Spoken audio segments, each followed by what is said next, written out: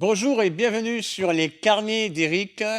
Aujourd'hui, nous recevons un personnage que j'adore. Il s'agit de Sifu David Delannoy.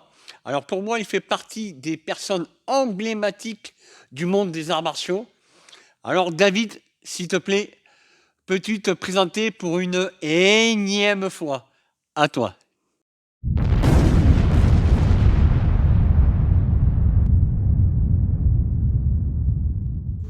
Bonjour Eric. Écoute, tout d'abord je tiens à te remercier infiniment de m'avoir demandé cette interview. Je suis très honoré. Pour me présenter, je m'appelle David Delannoy, j'ai 51 ans. J'ai débuté les arts martiaux en 1984, donc il y a bientôt 37 ans.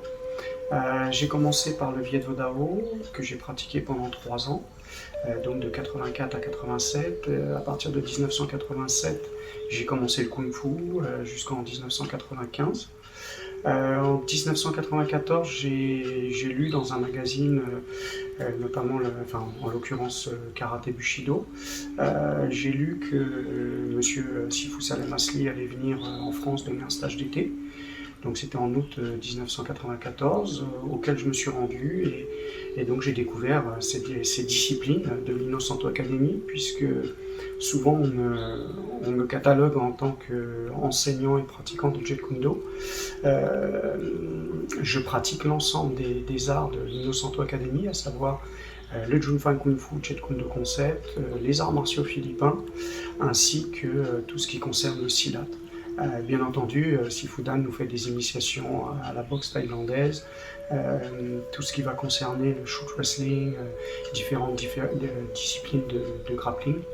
Donc voilà, je pratique l'ensemble, mais je suis certifié à la fois donc, en Junfan Kung Fu, Jeet Kune Do Concept, ainsi qu'en arts martiaux philippins, et en Majapahit Martial Arts, ou ce qu'on appelle aussi Mafilindo Silat, ainsi que je suis représentant pour Suibu Rita Suwanda du système Penchak Silat Mandemida en France. Voilà donc pour me présenter de manière un peu brève. J'ai aussi également pratiqué l'Apkido pendant environ 3 ans. J'ai obtenu ma ceinture noire première dan. Euh, voilà. Voilà un peu pour ce qui concerne mon parcours martial. Ok, deuxième question. Pourquoi le choix du Jeet Kune Do? Qu'est-ce qui t'a influencé pour qu'aujourd'hui tu sois un fervent représentant de cette discipline? Alors pourquoi le choix du Jeet Kune Do? C'est très banal, comme tout pratiquant, je pense, d'arts martiaux, enfin de ma génération, j'espère que c'est toujours le cas. C'est que c'est par rapport à Bruce Lee. Si Joe Bruce Lee m'a toujours fait rêver à travers ses films, donc je m'intéressais, dès que j'ai appris qu'il avait créé son propre système, à savoir le Junfan Kung Fu. J'ai essayé de trouver des professeurs, malheureusement sur le territoire français il n'y en avait pas. Ensuite, bien entendu, il y a deux professeurs qui ont enseigné, mais je n'étais pas au courant à l'époque, à savoir mes deux seniors en Jeet Kune Do, Sifu Jean-Pierre Desfos et Sifu Didier Trinoc, qui ont commencé, qui ont lancé le Jeet Kune Do et les arts de l'Innocento Academy, puisque on m'interroge souvent sur le Jeet Kune Do, mais comme je l'ai dit précédemment, on pratique, j'ai le même grade dans les arts philippins que en Junfan Kung Fu Jeet Kune Do. Donc j'ai découvert dans le magazine Karaté Bushido que Salem Asli venait, et par curiosité j'ai voulu aller voir. Ce qui m'a plu dans ce système, c'est qu'en fait, ce système permet de se libérer de tout système. À savoir que on ne cherche pas à devenir, tout à l'heure lorsque je citais le Muay Thai ou boxe thaïlandaise, le shoot wrestling, tous ces arts-là, pour ma part, j'aime pratiquer différents systèmes. Et le Junfan Kung Fu m'amène à ça. On pratique différents systèmes et ça nous permet de nous libérer de tout système et de créer notre propre approche du combat, notre propre expression dans le combat. Et donc c'est pour cette raison que ce système m'a beaucoup plu. Le Junfan Kung Fu est vraiment un système de libération qui permet d'arriver à notre propre Jeet Kune Do, puisque le Jeet Kune Do de chaque individu est différent. Et voilà pour quelle raison Cette art m'a vraiment attiré. Et d'autre part, j'ai déjà été, j'ai déjà dû me défendre dans la rue, j'ai déjà été agressé. Donc je me rendais compte que dans beaucoup de systèmes traditionnels qui sont extrêmement efficaces, mais qui ne me permettaient pas de m'exprimer pleinement, puisque je restais dans telle ou telle discipline. Et le Junfan Kung Fu m'a vraiment permis de m'intéresser à de nombreux systèmes, sans pour autant vouloir, par exemple, je pratique le Muay Thai avec mon frère, Christophe Delannoy, mais ça n'est pas pour devenir instructeur. Souvent, des fois, les gens aussi ont beaucoup de difficultés là-dessus, ils veulent avoir une carte de visite avec énormément de disciplines inscrites dessus. Moi, pour ma part, le Junfan Kung Fu, Jeet Kune Do Concept, ainsi que les arts martiaux philippins et tout ce qui concerne le silat me suffisent amplement pour m'exprimer, mais ça ne m'empêche pas de m'intéresser à toute discipline pour enrichir mon propre Jeet Kune Do. Voilà.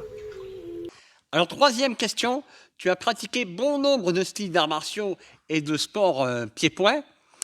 Qu'est-ce qui te paraît essentiel et nécessaire pour susciter l'engouement chez un jeune pratiquant? Alors pour moi, par rapport à ta question, c'est vrai que je pense que la chose la plus importante concernant l'engouement d'un élève, c'est le professeur. C'est pas le nom de la discipline en elle-même qui est importante. Parce que beaucoup de gens me contactent pour faire du Jeet Kune Do et malheureusement il n'y en a pas partout sur tout le territoire français, ou des arts philippins, ou quel que soit le système qu'on me demande. Moi, je conseille toujours à quelqu'un qui me contacte pour me demander est-ce que il y a telle ou telle discipline dans tel ou tel endroit. Je conseille toujours à l'élève de regarder quelles sont les disciplines qui existent et d'aller voir l'ensemble des cours.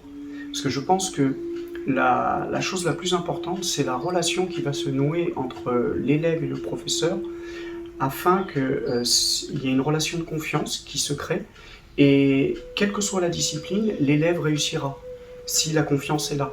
Si à contrario, une personne veut faire, je sais pas moi, du Jeet Kune Do et qui tombe sur un professeur, c'est pas que le professeur n'est pas bon, mais c'est peut-être que la pédagogie, l'attitude, différents paramètres du professeur ne vont pas convenir à l'élève.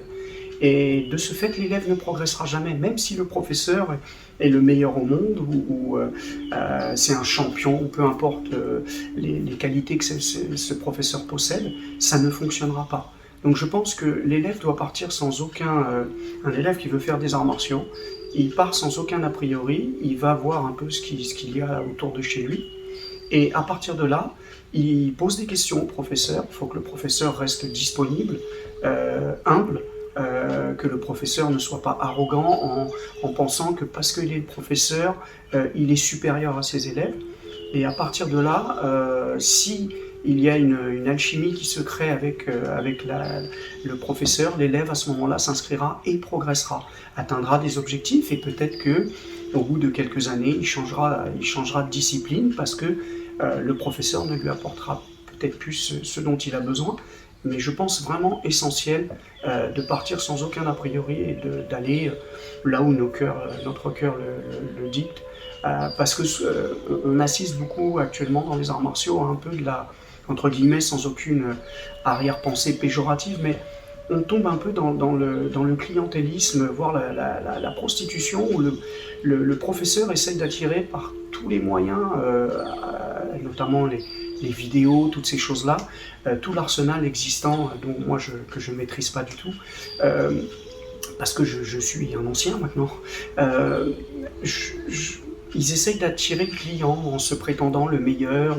Je pense que le meilleur professeur, c'est celui qui convient à son élève. Donc ça ne va vraiment pas être sa force physique ou quoi que ce soit, ça va être sa capacité à transmettre les choses, à être à l'écoute de son élève, et enfin de ses élèves même en général, et de pouvoir toujours se remettre en question pour faire progresser ses élèves. Voilà. Alors, quatrième question, Jeet Kune Do et self-défense, même combat, qu'en penses-tu? Alors, Jeet Kune Do et self-défense, même combat, ce que j'en pense, oui, enfin pour ma part, ma recherche dans les arts martiaux, mon Jeet Kune Do, c'est bien entendu, je pratique pour mon bien-être, J'enseigne ça à mes élèves, à savoir qu'ils développent une bonne condition physique, qu'ils soient en paix avec eux-mêmes. Certains veulent perdre du poids, certains veulent juste se faire plaisir, s'entraîner. Et c'est vrai que mon Jeet Kune Do est orienté aussi pour apprendre à mes élèves à se protéger, parce que dans nos sociétés, notamment dans les grandes agglomérations, il y a de plus en plus d'insécurité. Euh, Maintenant, dans certains, comme le Jeet Kune Do est propre à chaque individu, certains s'orientent vers comment, vers par exemple, si on prend Sensei Eric Paulson, il s'oriente vers tout ce qui concerne le MMA. Donc, et son Jeet Kune Do est très orienté là-dessus et il est extrêmement efficace. Donc le Jeet Kune Do étant l'expression de chacun, certains vont rechercher à savoir se protéger, d'autres à pratiquer pour faire de la compétition. C'est vraiment très varié, les Jeet Kune Do sont très variés. Certains vont pratiquer même à travers le Jeet Kune Do, par exemple les arts internes sur le principe du Tai Chi, sans qu'il n'y ait obligatoirement du contact. Alors certains vont dire oui, mais c'est en dehors de ce que Bruce Lee voulait. Si Joe Bruce Lee voulait que chacun s'exprime, donc les gens souvent d'ailleurs vont même modifier le nom de Jeet Kune Do pour essayer de montrer que leur Jeet Kune Do est plus efficace qu'un autre Jeet Kune Do en donnant des noms. Comme nous disait Sifudan Inosanto il y a peu de temps, lors d'un stage instructeur, disait que le mot Jeet Kune Do signifie que c'est notre expression.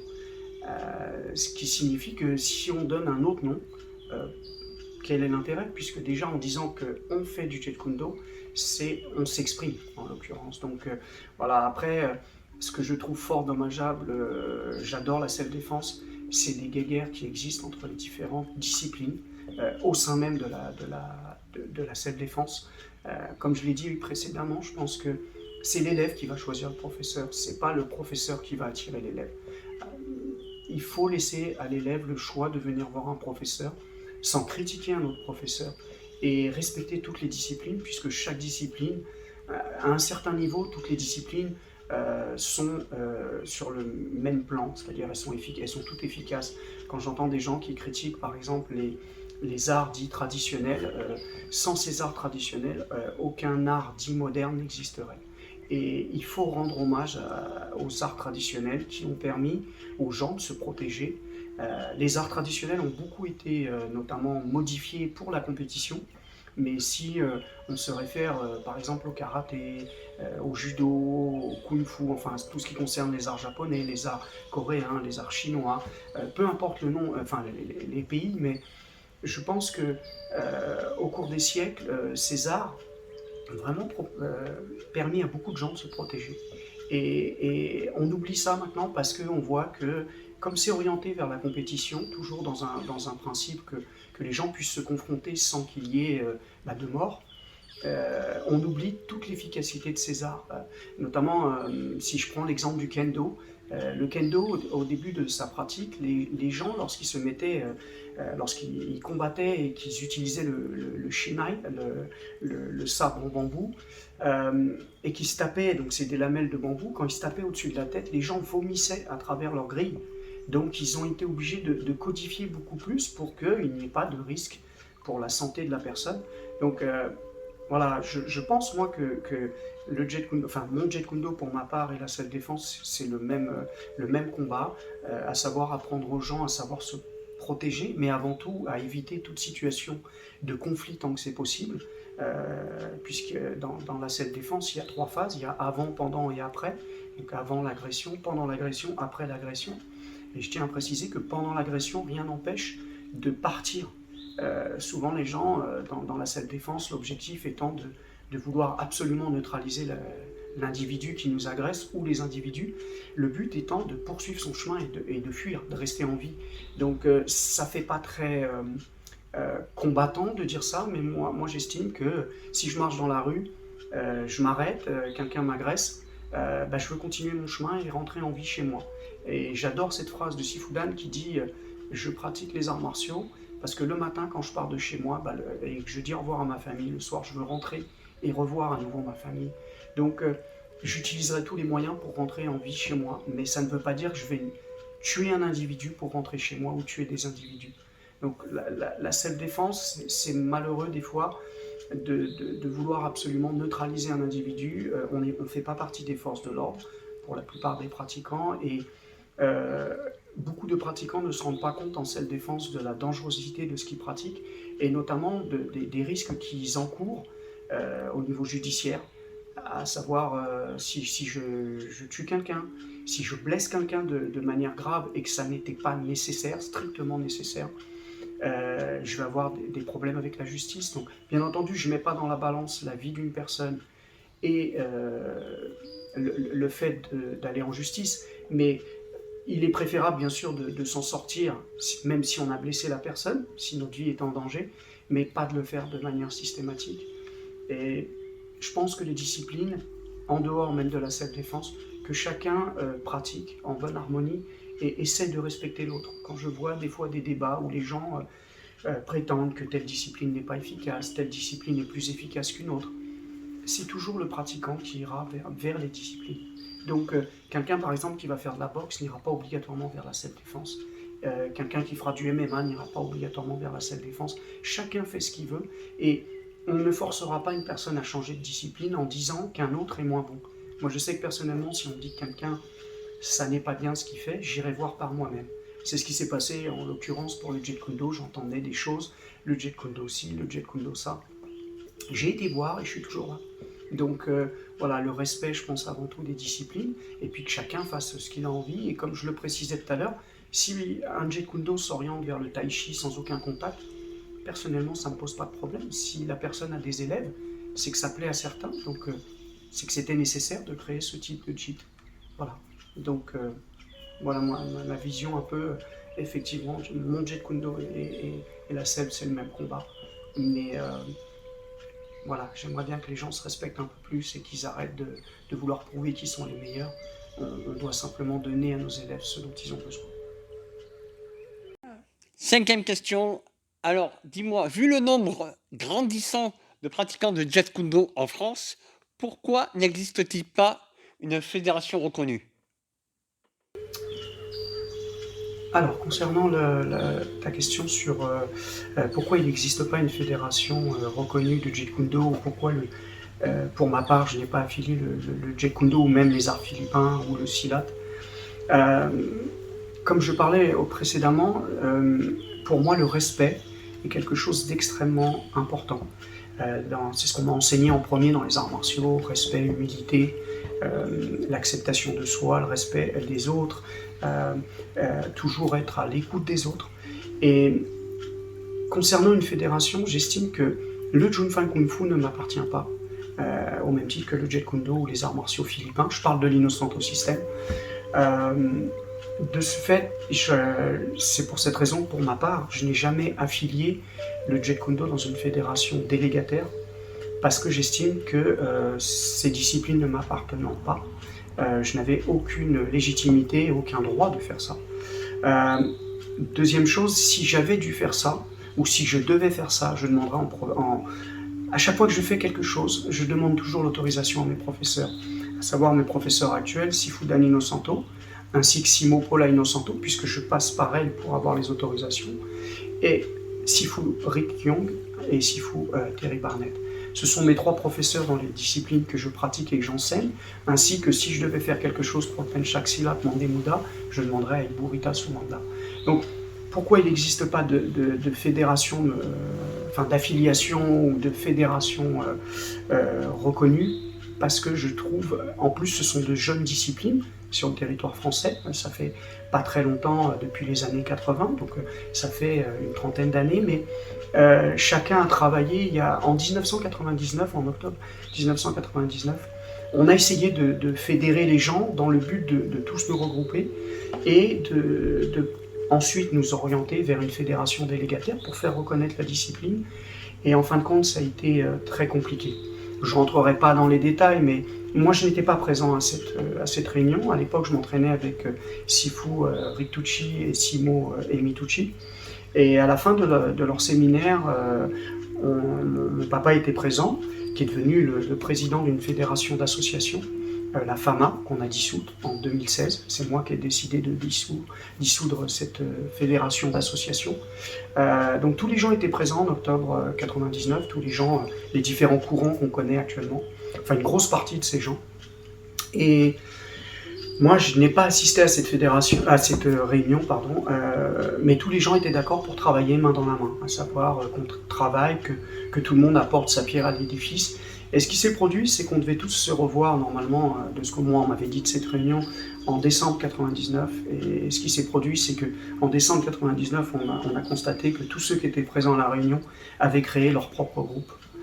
Donc voilà, bon, on a créé le nôtre, la FAMA, où j'ai formé 70 instructeurs environ, sur la période de 2000 à 2016, et je me suis rendu compte malheureusement, le cœur un peu lourd, que dès que les gens sont certifiés, ils ouvrent leur club et ils s'entraînent plus.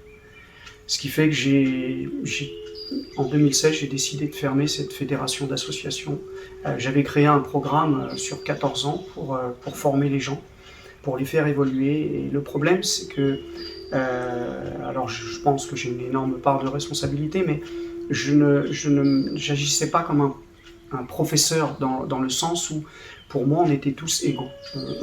Tous mes élèves, je les mettais sur le même niveau que moi, et je voulais évoluer avec eux, progresser avec eux, et ça n'a pas fonctionné parce que les gens ont besoin de pouvoir. Moi, je n'ai jamais eu besoin de ce pouvoir, et du coup, les gens, ce qui est compliqué, c'est que quand on ouvre un club, nos élèves ont tendance à nous aduler, à nous mettre sur un piédestal et à nous le dire. Et il ne faut pas oublier qu'il y a toujours meilleur que nous, il y a toujours moins bon, mais il y a toujours meilleur, et qu'il faut rester humble. Et lorsque vous voulez corriger une personne et que déjà vous dites à la personne ne m'appelle pas Sifu ou gourou ou toutes ces choses-là, et que ces gens-là du coup se disent j'ai le même niveau que David, ce qui est peut-être même, ils étaient certainement meilleurs que moi, mais le problème c'est qu'ils n'acceptent plus que vous les corrigiez, à savoir dire essaye de faire ça, ou entraîne-toi un peu plus parce que tu es en train de prendre un peu la grosse tête. Donc ces gens, au fil du temps, ont commencé à partir. Il y en a certains que c'est moi qui ai conduit vers la porte parce que je ne souhaitais plus les entraîner. Et du coup, en 2016, j'ai dit j'arrête tout. Maintenant, je travaille simplement avec mon club. J'ai quelques instructeurs qui sont encore certifiés sous moi, mais ça se compte sur les doigts d'une main maintenant parce que j'ai été trop déçu. Donc, affilier, je pense qu'avant d'affilier quoi que ce soit, il faut déjà avoir un programme solide, avoir aussi un nombre d'années de pratique qui est assez conséquent, puisque quand on devient directeur technique d'une fédération, je pense qu'il faut derrière essayer de pouvoir apporter aux gens ce qu'ils attendent de nous, notamment sur le principe de la formation, et puis il faut avant tout avoir l'autorisation de nos professeurs. Donc voilà, moi le programme des 14 années par exemple de la FAMA ne m'appartenait pas. Au jour d'aujourd'hui, ça a été mis au niveau du bureau de la FAMA, et ce programme, je l'ai plus en ma possession, et il était offert aux gens. Voilà. Et quand j'ai dissous la FAMA, moi je voulais simplement quitter la FAMA, et ce sont mes instructeurs qui m'ont dit non, la FAMA c'est toi, donc tu la fermes, et à ce moment-là, parce que tu ne peux pas dire à quelqu'un de reprendre, les gens iront vers cette fédération pour te voir, et en fin de compte, ce sera leur mentir, puisque tu ne seras plus présent. Voilà, donc pour ma part, je n'envisage pas actuellement de rejoindre une fédération. Je suis autonome, je travaille, j'essaye de faire de mon mieux, d'apporter aux gens ce dont ils ont besoin. Mais quand on me contacte, j'ai tendance à beaucoup refuser de former des gens. Il y a plein de gens compétents qui le font actuellement, mais pour ma part, je forme très peu maintenant, et j'espère que j'ai jamais vexé personne, mais j'ai tellement été déçu par ce monde de pouvoir, à essayer absolument de toujours vouloir contrôler et dominer les gens.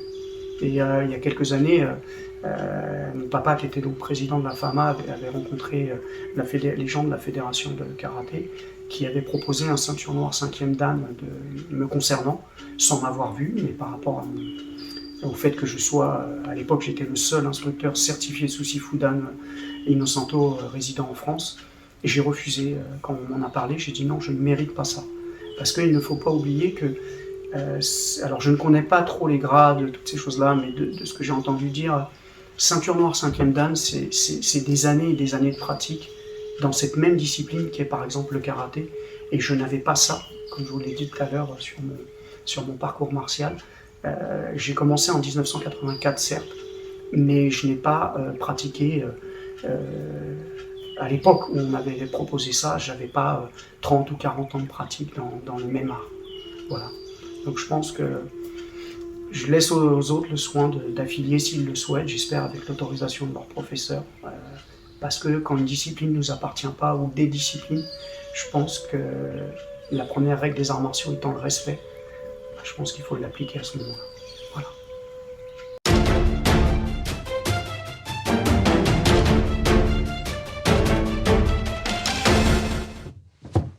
Alors, 6e question, peux-tu nous parler de ton actualité post-Covid?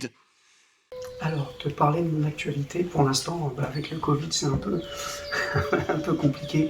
On essaye de... On a eu le choix, on en a parlé longuement avec l'école de Lannoy lorsqu'il y a eu le confinement, puisque en Ile-de-France, on est confiné depuis le 28 septembre, donc on a eu le temps de donner, en début de saison, 26 jours de cours pour les adultes, ce qui fait que les gens qui s'étaient inscrits, on a essayé de trouver des solutions.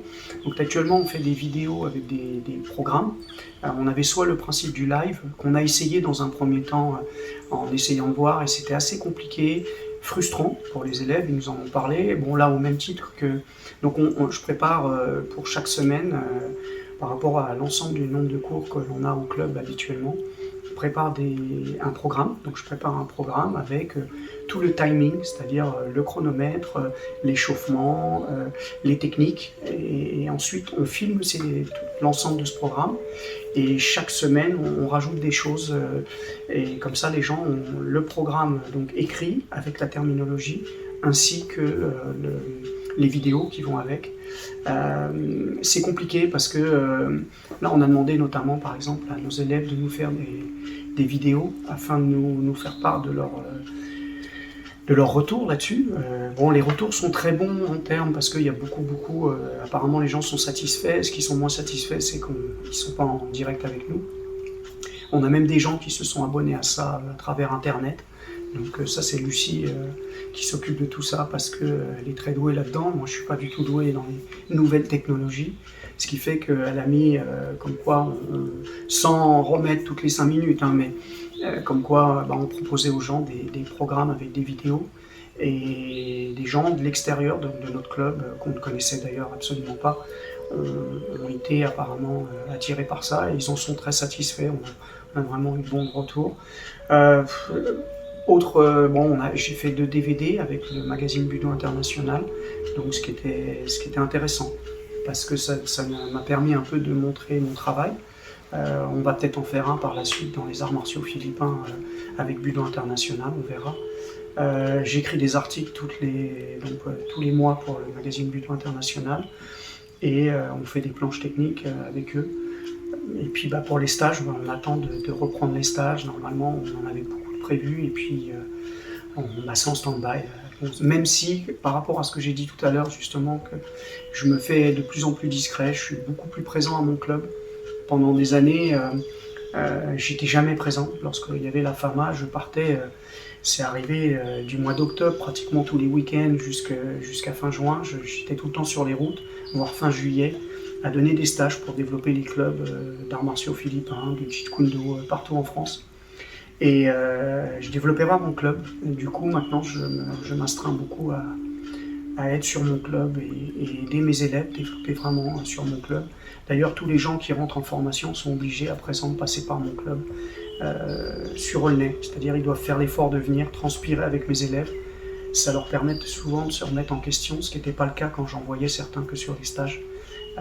Et c'est de ma faute parce que j'aurais dû voir ça et les faire venir au club, transpirer avec les élèves, parce que mes élèves au club font énormément de conditions physiques et beaucoup de sparring, et ça remet beaucoup les pendules à l'heure à ce niveau-là.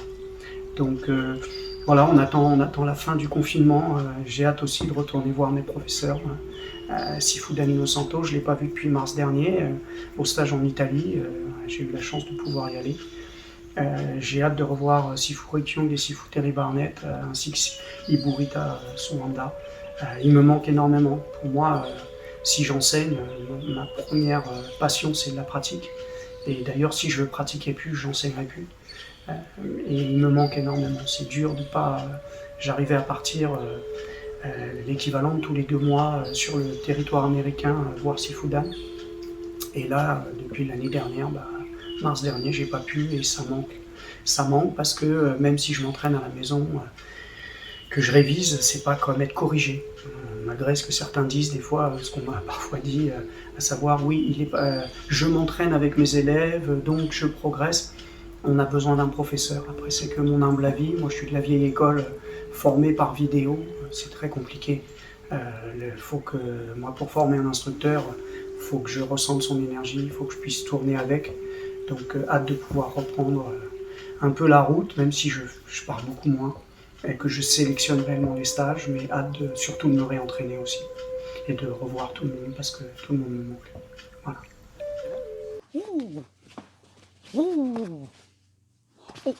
Pour conclure, merci. Merci à Sifu David Delannoy pour ta gentillesse et ton humilité. La signification du mot professeur prend tout son sens avec toi. Alors, si vous désirez avoir plus de renseignements sur l'enseignement de Sifu, je mets le lien en description. Et d'ici là, n'hésitez pas à vous abonner, à liker, à partager et que la force du Bushido soit avec toi. C'est moi qui te remercie infiniment, vraiment, Eric, de m'avoir demandé cette interview pour ta chaîne Les Carnets d'Eric. Je suis vraiment touché, toujours surpris qu'on me demande que tu aies pu me demander une interview ou quand les gens me contactent pour différentes choses. J'ai vraiment pas l'impression d'avoir quoi que ce soit à part, enfin, je sais pas. Mais voilà, je suis très touché et merci du fond du cœur pour moi. Et puis j'espère avoir bien répondu aux questions, que c'était ce que tu attendais. Voilà, merci infiniment, au revoir.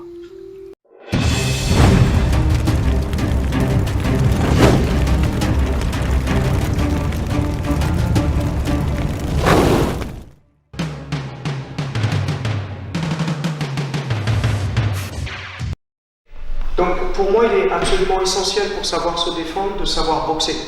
Donc on va d'abord travailler sur quelques protections, apprendre à se protéger comme si on est face à un boxeur. Donc si Kylian m'envoie un jab, je vais pouvoir, en termes de boxe, on catch, mais le risque, comme Kylian a des balles sur lui, le principe va être souvent de juste protéger. Mais une parade doit être une destruction. Donc à chaque fois que je vais parer, je ne vais pas essayer simplement catch et remiser. Ça, c'est le travail de la boxe. Mais ce qu'on va faire, c'est qu'on va tout de suite venir détruire. Donc sur chaque frappe qu'il donne, je viens détruire. Je détruis à longue distance. Donc à chaque fois qu'il vient me stimuler, j'ai plusieurs méthodes. Soit je viens couper le muscle. Donc là, je travaille juste sur le muscle et je coupe. Soit je viens détruire l'avant-bras comme un boxeur, simplement. Soit je viens en patte, ce qu'on appelle la patte de tigre. Soit je peux travailler en uppercut. Donc j'utilise en fait tous les stratagèmes de la boxe et à chaque fois on me désaccente. Alors, on a travaillé un peu sur la boxe, on va tout mettre ensemble après, c'est comme des pièces d'un puzzle. Le principe, l'une des choses aussi primordiales, c'est de ne pas rester simplement face à son adversaire. Je ne sais jamais ce qui se passe derrière moi. Donc si Kylian me frappe et que je commence à travailler et que quelqu'un arrive derrière, je ne le vois pas arriver. Donc ma première règle de base, c'est dès qu'il frappe, je désengage et je viens voir ce qui se passe sur le côté. Donc la mobilité est vraiment très très très importante. Donc quoi qu'il Kylian fasse, pour bien détruire, mon but c'est de toujours bouger pour ressortir de l'axe et bien voir ce qui se passe. Donc j'utilise simplement ce qu'un boxeur ferait. Je viens ici et je viens toujours ouvrir le champ visuel en tournant autour de mon partenaire.